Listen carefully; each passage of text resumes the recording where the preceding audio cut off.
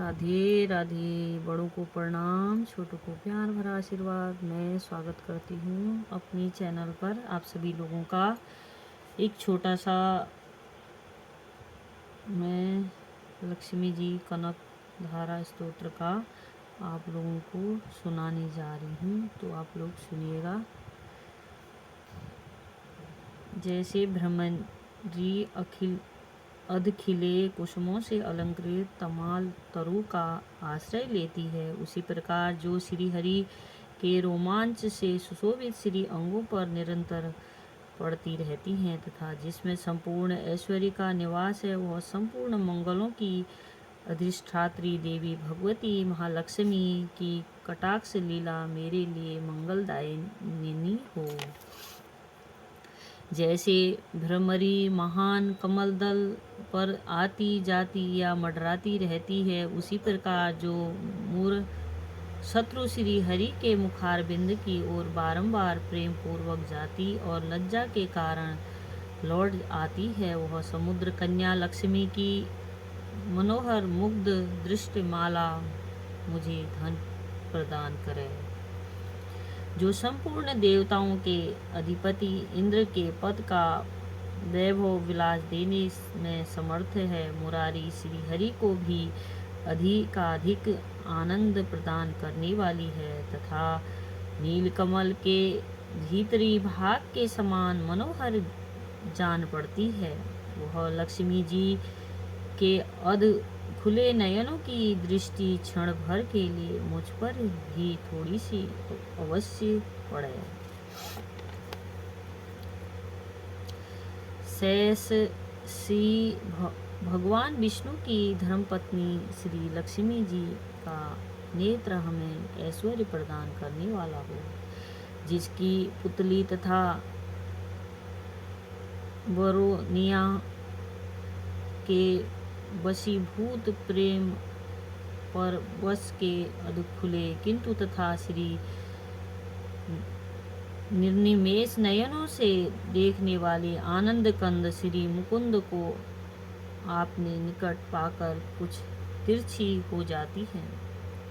जो भगवान मधुसूदन के कौस्तुभ मणि मंडित बक्स स्थल में इंद्र नीलमयी हारा वाली सी सुशोभित होती है तथा उनके भी मन में काम प्रेम का संचार करने वाली है, वह कमल कुंजवासिनी कमला की कटाक्ष धारा मेरा कल्याण करे।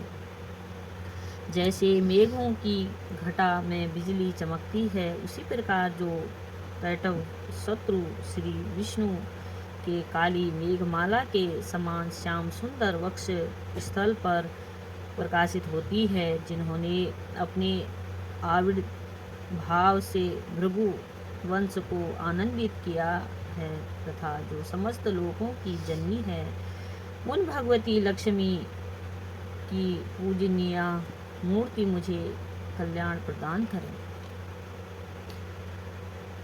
समुद्र कन्या कमला की वह मंद अलस मंथर और अधो मिलित दृष्टि, जिनके प्रभाव से कामदेव ने मंगलमय भगवान मधुसूदन के हृदय में प्रथम बार स्थान प्राप्त किया था, यहाँ मुख पर पड़े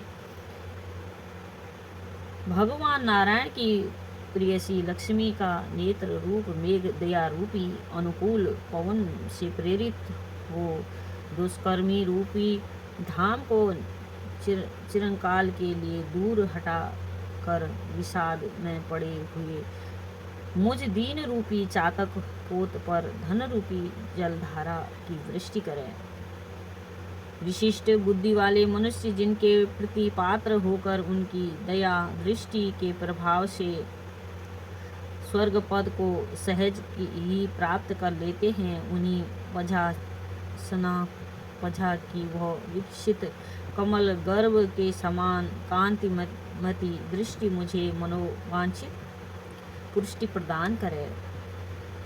जो सृष्टि लीला के समय वाग्देवता ब्रह्मा शक्ति के रूप में स्थित होती है, पालन लीला करते समय भगवान गरुड़ध्वज की सुंदरी पत्नी लक्ष्मी या वैष्णवी शक्ति के रूप में विराजमान होती है तथा विलय लीला के काल में शाकुंभरी भगवती दुर्गा अथवा चंद्रशेखर वल्लभ पार्वती रुद्र शक्ति के रूप में अवस्थित होती है।